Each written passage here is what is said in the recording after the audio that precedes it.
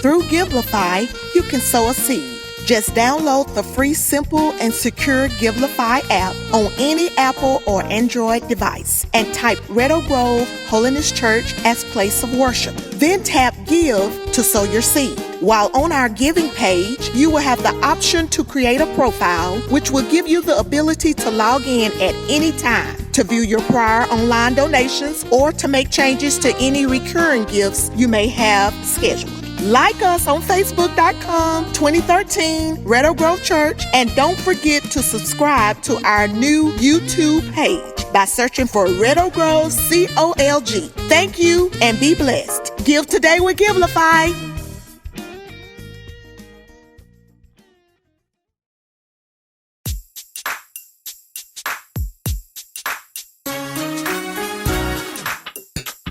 Welcome to Red Oak Grove Church of the Living God online broadcast, where Elder Adrian Ivy is pastor. We are located at 287 County Road 154 in Shannon, Mississippi. We pray that your heart is uplifted and your mind is renewed as you listen to the Word of God. Let us now tune in to the service already in progress.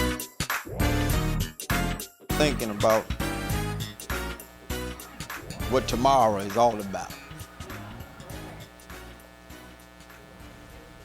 Independence Day, or what we call the 4th of July. If the Son shall make you free, you shall be free indeed. I'm going to try and attempt to talk about freedom this morning. Independence Day, or the 4th of July, is a day that America think about freedom. Think about certain liberties and certain rights. It was on July the 4th, 1776, that the Declaration of Independence was signed. One familiar part of the Declaration of Independence that's often quoted states, "We hold these truths to be self-evident, that all men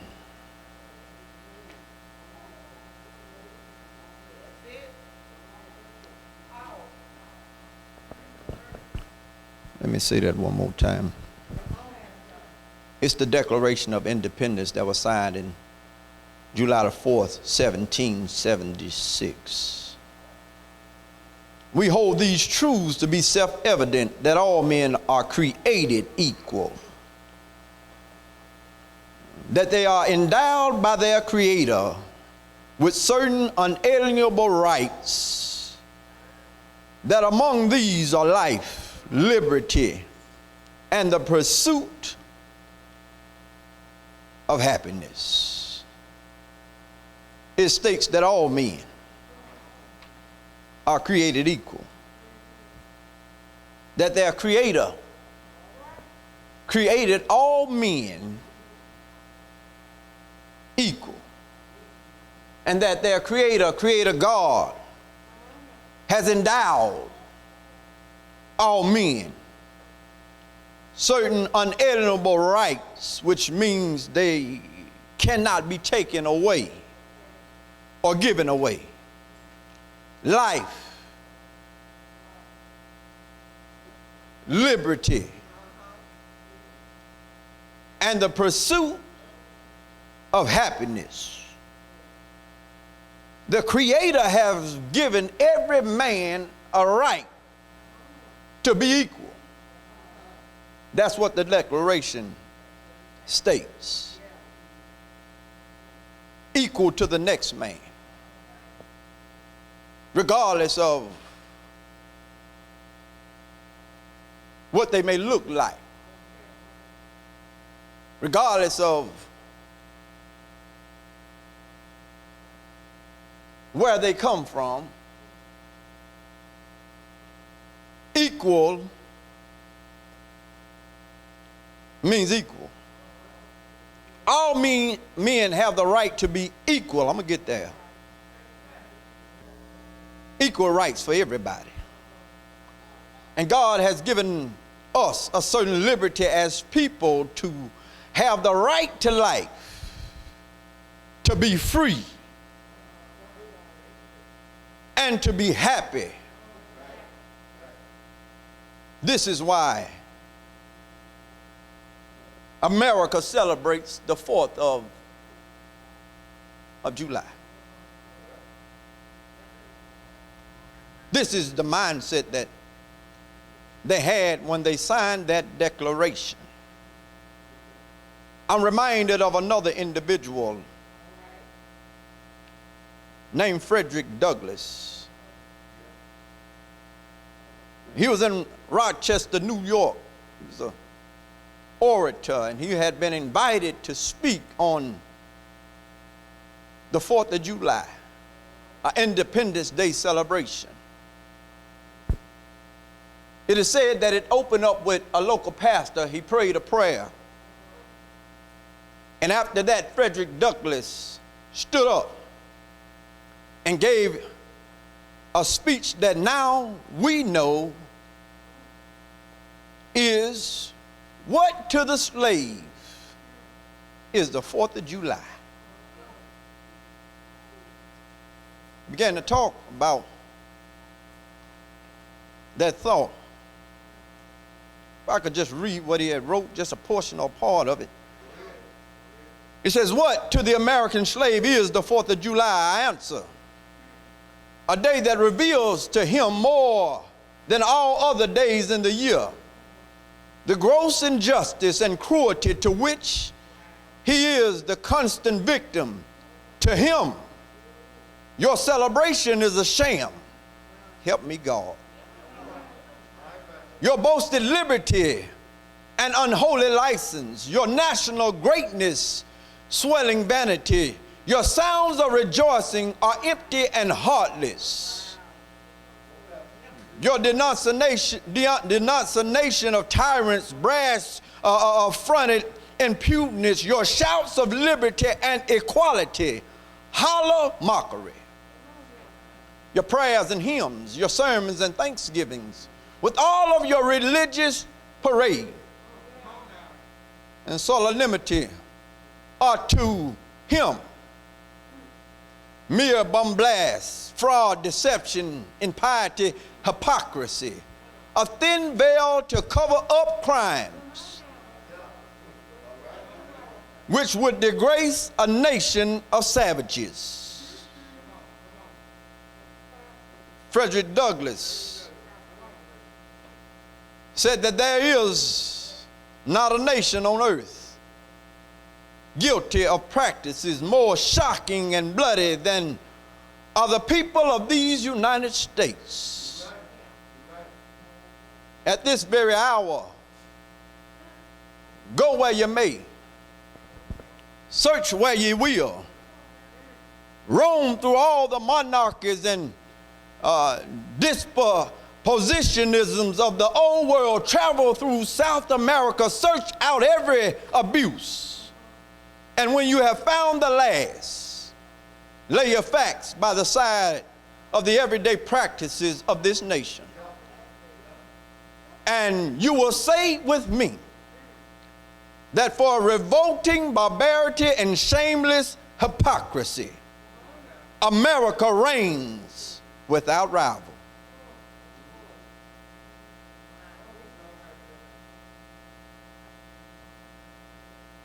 What is to the slave the 4th of July? It's a challenging thing when you look at it, because as I stand here in 2022, and he had wrote this thing in the 1800s, 1852 to be exact, July the 5th. And it would seem as if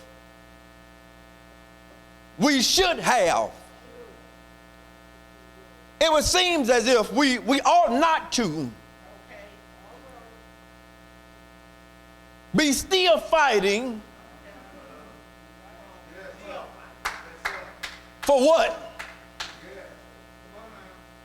This Declaration of Independence has said.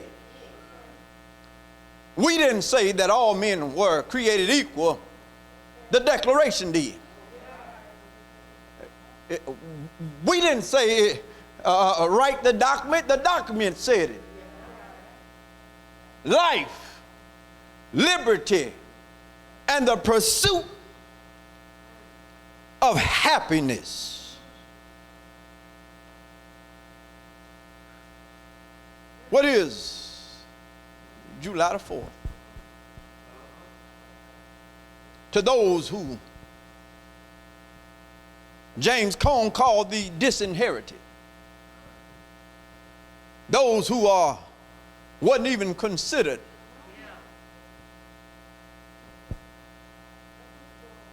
mankind. Those who weren't even considered to be human. Those who weren't considered to be those who are of the elite class. So folks won't think I'm preaching just talking about black folk, poor folk, women.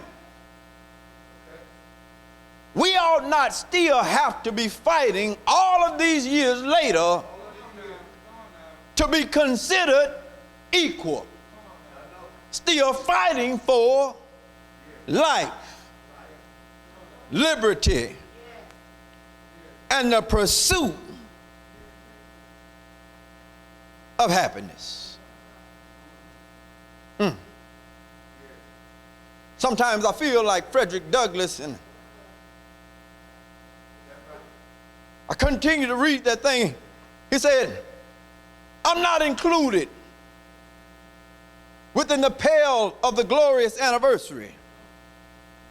Your high independence only reveals the immeasurable distance between us. The rich inheritance of justice, liberty, prosperity, and independence, bequeathed by your fathers, is shared by you and not by me. The sunlight that brought life and healing to you has brought stripes and death to me. The 4th of July is yours, not mine. You may rejoice, I'm on. At a time like this, scourging irony, not convincing argument is needed. Oh, had I the ability and could reach the nation's ear, I would today pour out a fiery stream of biting ridicule, blasting reproach, withering sarcasm, and a stern rebuke. For it is not light that is needed, but fire. It is not a gentle shower, but thunder. We need the storm, the whirlwind, and the earthquake. The feeling of the nation must be quickened. The conscience of the nation must be roused. The prosperity of the nation must be startled. The hypocrisy of the nation must be exposed. And its crimes against God and man must be proclaimed and denounced. When I think about this whole matter, I looked at John, and lest you think I'm out of place with this thing, Jesus must have understood our plight, because there were those in the book of John who thought they were in the same place or same position. They thought they were in a place or a position to where they were more than. They thought they were those who wrote constitutional plaques and platforms and that type of thing. They found themselves in a situation to where they looked at themselves to be more elite than others. Called themselves the Pharisees. Found themselves in a situation to where they thought they were free. They thought they were free. They thought they were free. May I suggest to you, just because you think you're free, you just may not be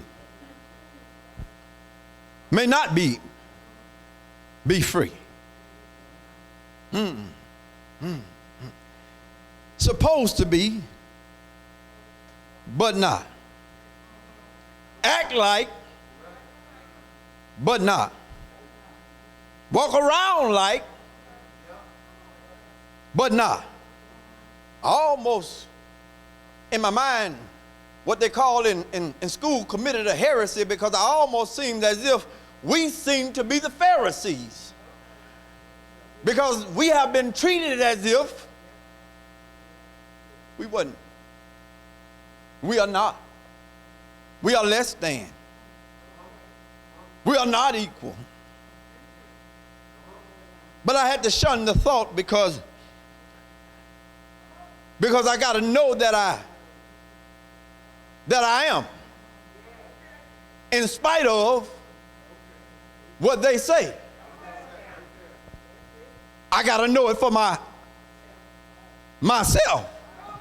And I got to know it within myself that I am, regardless of what they say.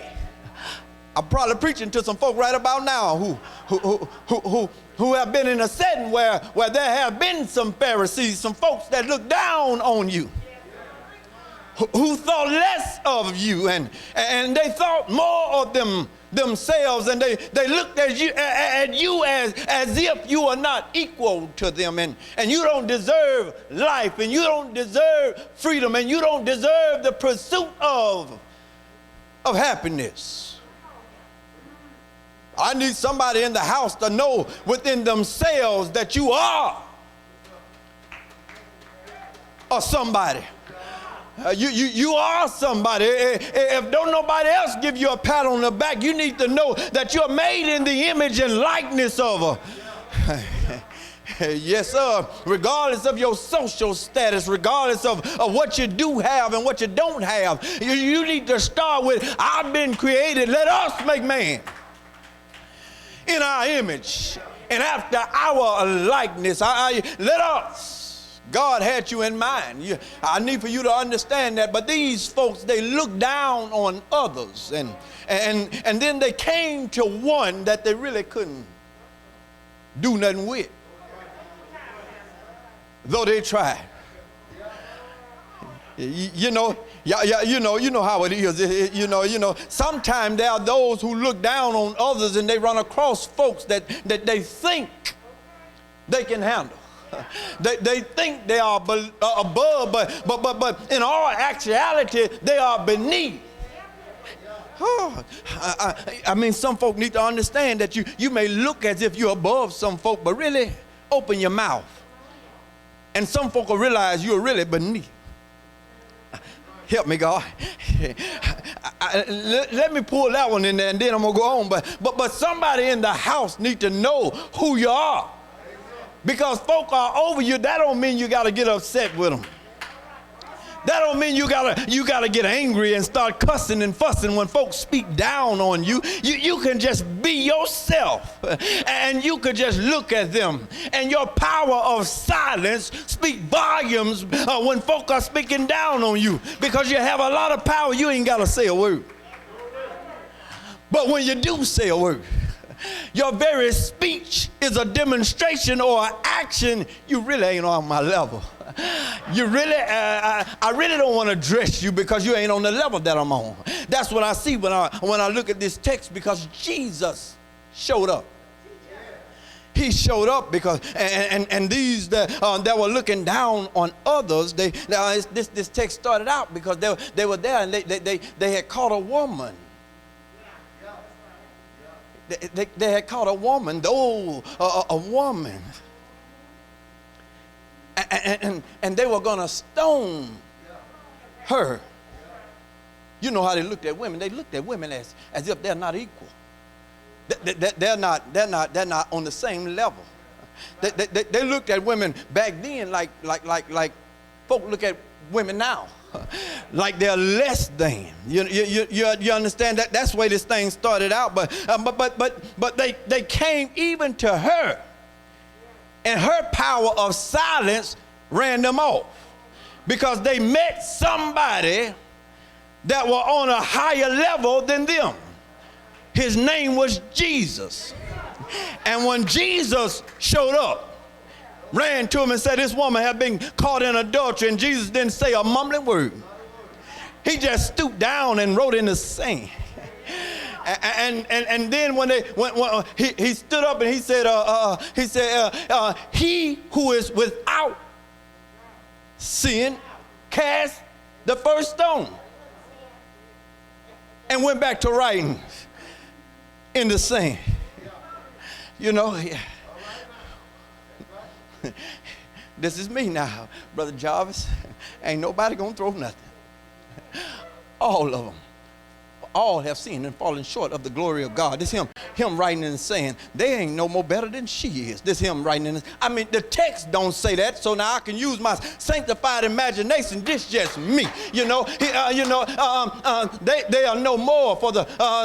They are no more than she is. Nobody's gonna throw nothing. By the time he looked up, he asked that woman, "Where are thou accusers?" She said, I have none. He said, well, I'm not going to condemn you either. But they are persistent in what they were trying to do. Can I suggest to you some ladies who find themselves in a situation to where you are not being treated equal? I need one relationship for you to have, and that's Jesus. It's Jesus. I don't care how bad you done messed up. I'll get upset too if somebody treat me less than and I'm more qualified than. I mean, you know, it'll get to me too if I'm just as qualified and I'm underpaid. I understand your mistakes, but may I suggest to you, we need to really get a relationship with Jesus. You understand? Because that relationship with Jesus will cause some folks to just throw their stones down, walk away, and then Jesus will elevate you from a place where you were not worthy to worthy, in a place to where other folks look down on you. They can't even look at you. Why? Because you've been in the presence of Jesus. But can I tell you something? It's not going to stop there. Because these Pharisees, they kept on being persistent, and Jesus was talking to his disciples, and these men were standing around. They thought themselves to be something. Y'all seen in the text, he said they answered Jesus. Jesus was talking and teaching. And he said, ye shall know the truth, and the truth shall make you free. It's the truth that makes you free.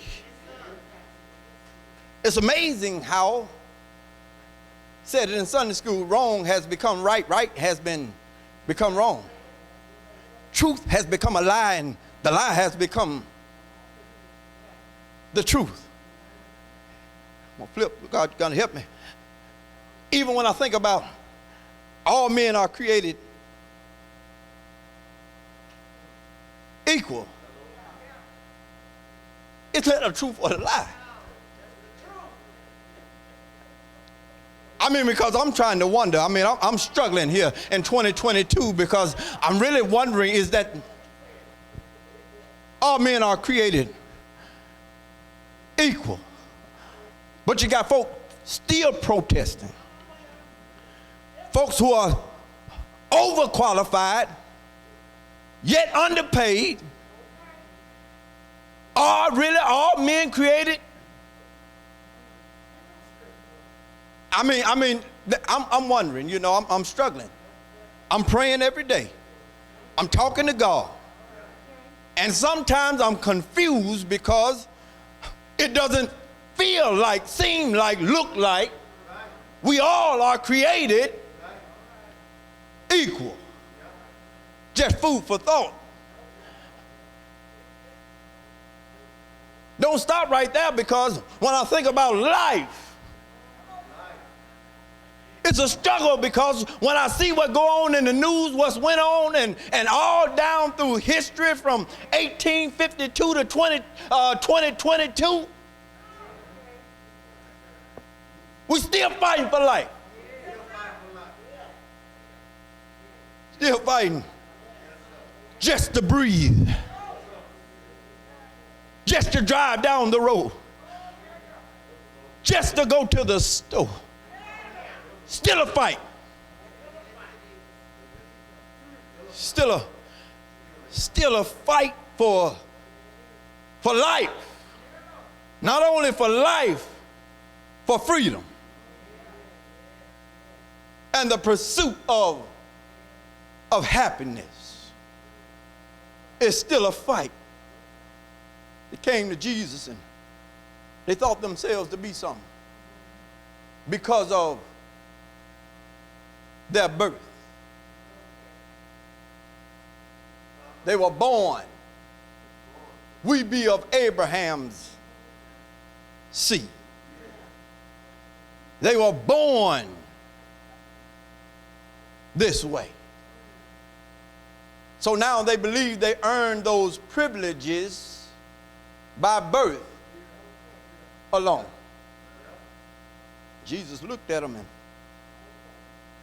told Jesus, we ain't never been in bondage.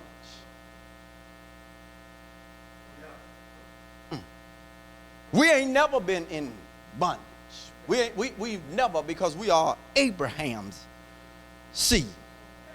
So how in the world can you tell us that we can be made free? It's an amazing thing how sometimes folk think. Let me see if I can lay it in your lap. When they wrote the Declaration of Independence and said all men are created equal, it's an amazing thing how people think. When they wrote all men are created equal, their thought was on one group of people. It's amazing how folk think. They didn't have not just the black man. They didn't have the yellow man. No other man but one man in mind. Somebody said that when you talk like this, it seems like you're speaking hatred. But I heard somebody say sometimes you have to speak truth to power.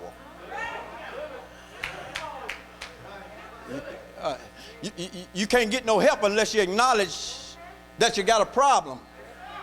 I can't go to the store and I got to tell the doctor that I'm sick, so I can't get no healing unless I tell the doctor that I'm sick. So now when we speak truth to power, I just got to tell it like it is. They didn't have no other group in mind. They thought only of them.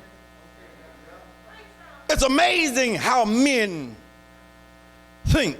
They said to themselves, we ain't never been in any kind of bondage. How are you going to tell us? Can I suggest to you, when you find yourself thinking you're more than somebody else, you're in bondage. Well,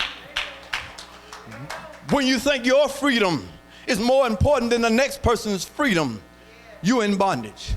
When you can look at somebody else that's a different complexion than you are in bondage. When you can look at somebody else and think they are less than you are in. You're in bondage. I'm just gonna give it to you rough, rugged, and raw, and I'm gonna get out the way. You know, sometimes you gotta understand that you are in the worse position than somebody else, and you seem to think that you're free. Came to Jesus and told Jesus, you can't tell us nothing. And Jesus, I love him, and I think about Jesus and I think about what he has done for us. Because when I think about from 1852 all the way up to 2022, I sit back and wonder sometimes, how in the world did we make it this far?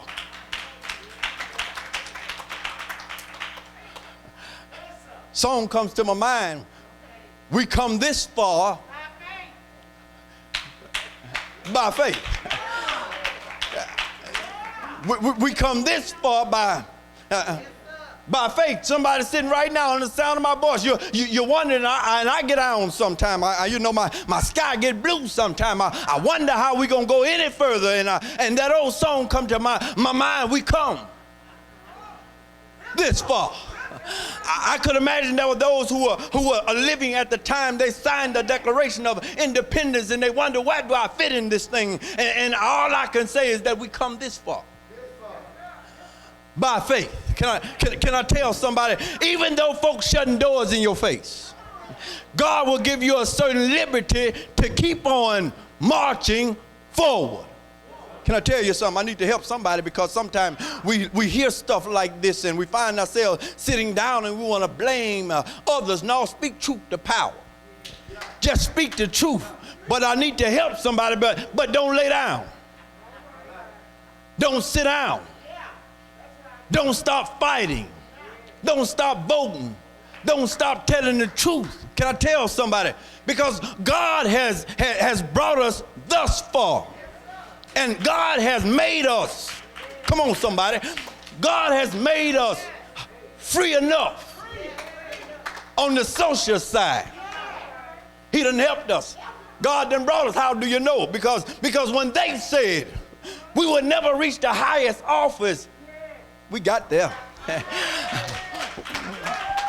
When they said we wasn't going to sit on Supreme Courts, we in that thing. When they said we wasn't going to never own businesses and land and roads, we got that.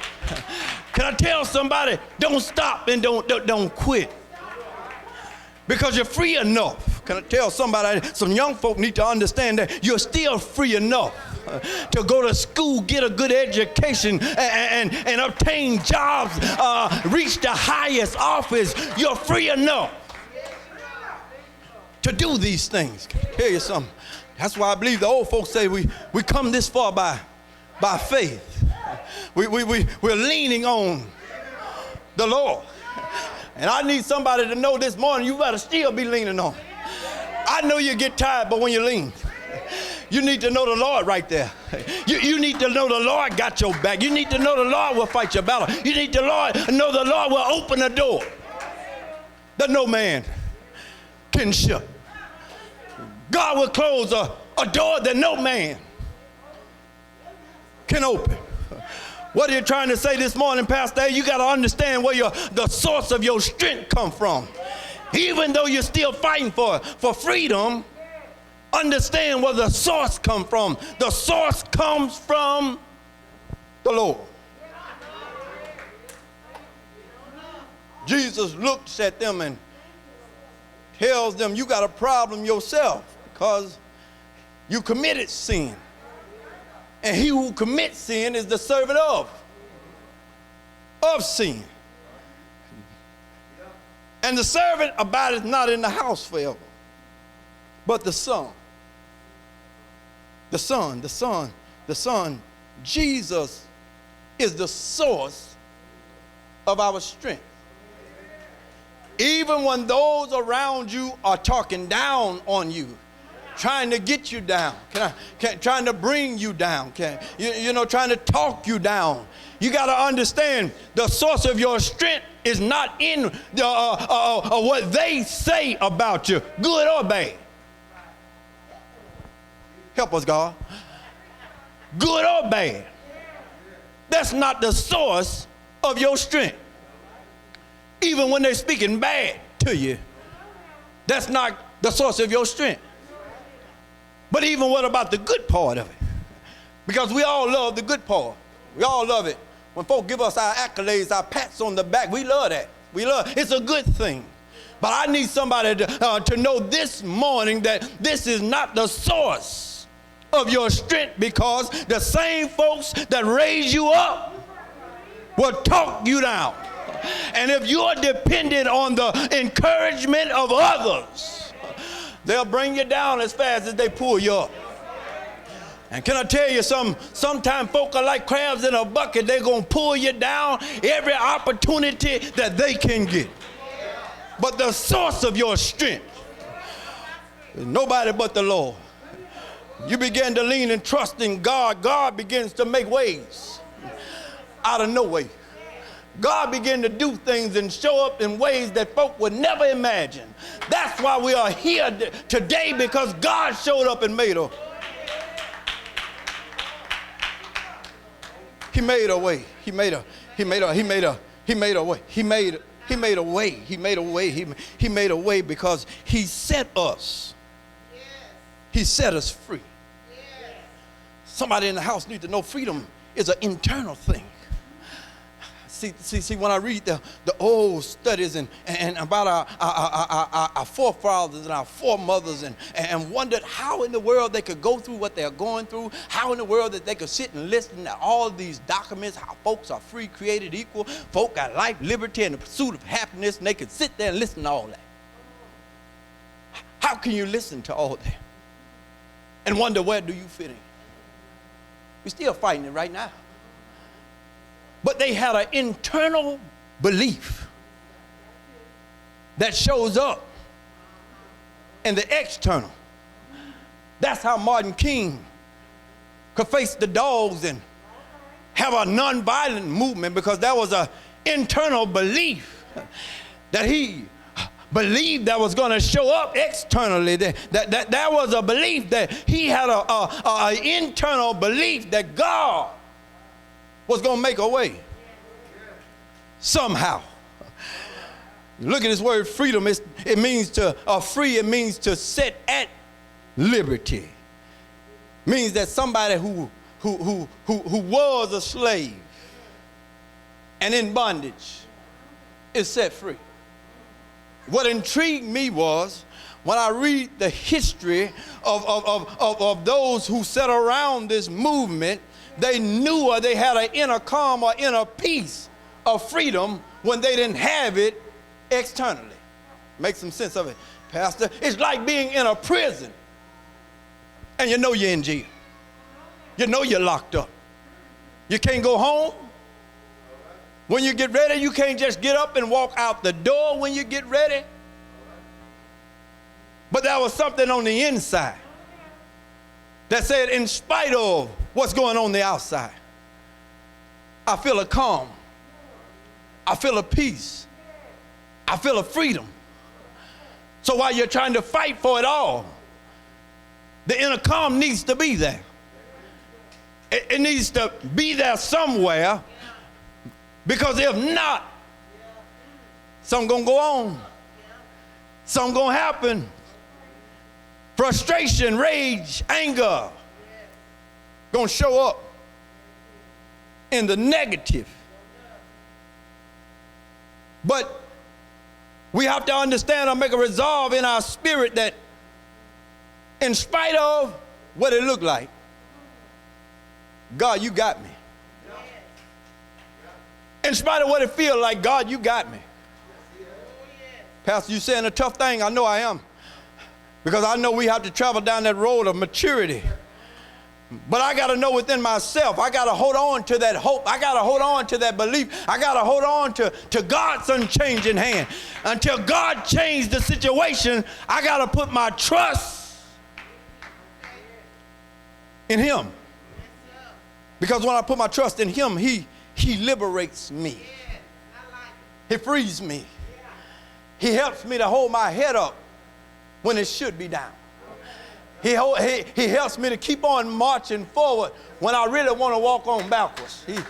He helps me keep my mind straight when I really want to allow my flesh to get the better of me, because I know, I have that spirit we talked about, that by any means, help me God. But when I keep my focus on Him and realize He's the author and the finisher of my faith, God begins to do the supernatural. He begins to take the king's heart and turn that thing whichever way it will. I know I heard this morning they said God may not, he might not change your mind, but just be careful, because one thing about God, I read in the Old Testament where a man boasted himself to be something, and God took his mind and had him out in a field. And he didn't know if he was a man or an animal, eating grass like the cows or the kine, as you see. Be careful, that's all I'm trying to say, because the king's heart is in God's hand, and God has the power. Though he oftentimes does not, don't get it twisted. He has the power to turn you into whichever way he will. Why? Because he's a sovereign God. He's an all-powerful God. May I suggest to you, even when you think that you're bigger than he is, the king's heart is in his hand. And he'll begin to, some of y'all looking at me strange. The king's heart was in his hand when folks looked at other folks who were not your complexion or your color. And when they were around the other friends, they told you no, but the king's heart was in his hand. And God grabbed that thing and he turned it. They may have did it and they hid it and they say, hey, you, come here. And gave you what you needed at the right time when you needed it. That's the king's heart. Even when folk tell you no and God is in the midst of your business and it's just like them telling you, no, you can't have that. And then you get a phone call and say, you know what, I thought about it. I thought about what I told you earlier. You know, somebody wondering how that happened. It was God taking the king's heart and he turned that thing. And all we look back and say, he made a He made a way. That's what God will do. That's what God will do. Now, you got to understand now, he'll do that. Sometimes you ought to take the time, just allow your mind to just roam back and look at this thing, because God will do some unbelievable things. God has already done some unbelievable things. When I look at it, we couldn't even vote one time, but God has done some unbelievable things. One time we couldn't own our own house. God has done some unbelievable things. At one time you couldn't even read a book, but God has done some unbelievable things. You know, at one time you couldn't be sitting in the same room as other folks, but God has done some unbelievable things. You know, at one time in your life you were considered as other, but God has done some unbelievable things. God has placed people in unbelievable positions to where they are presidents and they council presidents. God has placed you in some unbelievable. He has done some great things. He's done some great things. He's done some great things. But I need to tell somebody, it came at a cost. It came at a cost. It took a lot of sacrifice. When I think about Jesus and look at this thing, and they talked about the Son abide forever. If the Son therefore shall make you free, ye shall be free indeed. The freedom costs something. I tell you something. We're free enough to get into these places and these positions, even though you wasn't thought of on that day. There have been some sacrifices that were made to get us to the place we are now. It took some. When I look at the 4th of July, I look at it really not to celebrate, but to reflect. Because it took something for certain groups of people still fighting for the freedom that we have. It took some. It took folk being stripped of homelands. It took folks being separated. Husband separated from the wife. Wife separated from the children. It took some. It took those to be in the fields picking cotton. It took something. Sacrifice. It took those who were trying to run for freedom and trying to establish some type of social freedom for you and I. It took something. It took some of those to be hung from trees. Help me, God. Some to be burned alive. It took something.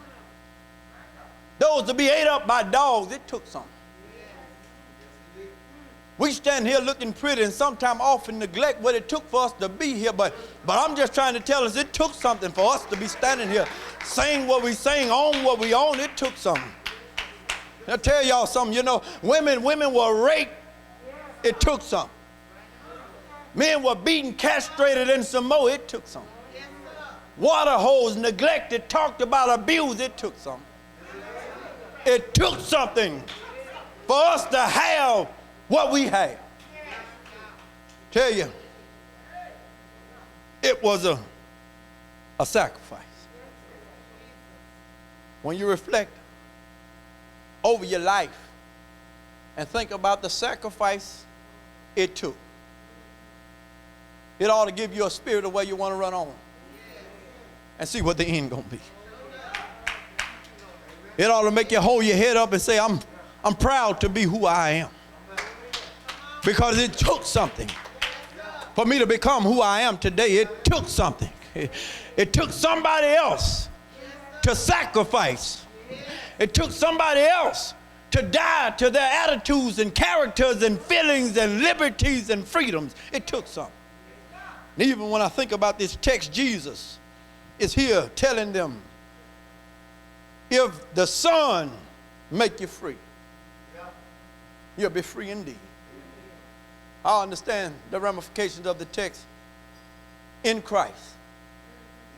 Ultimately, that's where real freedom comes. How do you know, Pastor A? Because there are some folk who died and they didn't vote. There were some folks who left and they didn't get the opportunity to go vote. There were some folks who went on, had a hope in their heart, and it came from having a relationship with Jesus. And because they had that relationship, they could walk around and talk about free at last, free at last. Thank God Almighty, we're free at last. Only way they could do it is because of their relationship and the promise that Jesus gave. Experientially, they were locked up. But spiritually, internally, in their mind, they were free. So this evening, this afternoon, if I can encourage all who are listening, who find themselves in a situation to where you're reflecting on this day, where the 4th of July is celebrated, we should reflect on what was originally wrote, why it was wrote, and redefine what it's all about. Because if I'm not included, it excludes you. If I'm not a part of it, you can't be a part of it. Because you said all men are created equal. And God, the creator, the one who said we are made in his image and his likeness, have said he has given us the unalienable right, a right that can't be taken away or given away, the right to life, to freedom, and the pursuit of happiness. If it doesn't include me, it excludes you. And for me, it would only mean the 4th of July is just another day. It's just another day. It's just another day. If I'm not included in this independence, this freedom that we say we celebrate, ultimately I know the only way I'm free is in Jesus Christ.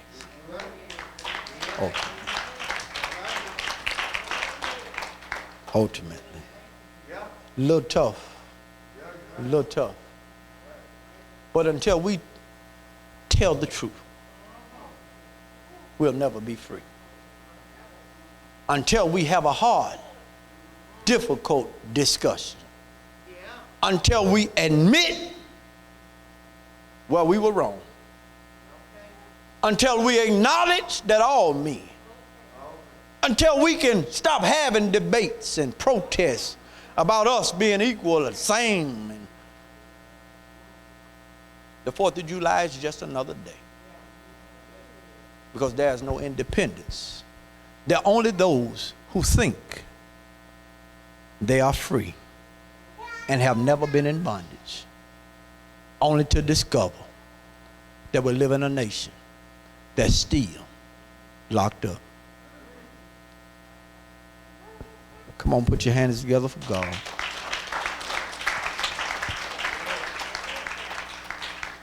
Put your hands together for God. It's only what Jesus do for you that you're going to ultimately sense that freedom that you have. And I'm going to tell you, we're going to keep on fighting. You're going to keep on excelling. That's why we encourage our children. Be the best you that you can be. Seek to climb every ladder that you can. Go as far as you can go. Do as much as you can do. Because you're going to help the next person behind you. But ultimately, you're going to have that connection with Jesus. That way, you may not experience it in your lifetime, but ultimately, you can rest in peace, knowing you did your part to make all of us, to make that a dream for all humanity the same. That way we can start celebrating Independence Day. That way we can celebrate the 4th of July. Amen. Thank you for joining us today at Red Oak Grove Church of the Living God. I pray on today that this encouraging message sinks into your heart and dwell in your life as this week comes and goes. Join us next week for our service starting at 11:30 a.m. Thank you for listening. We will see you next time.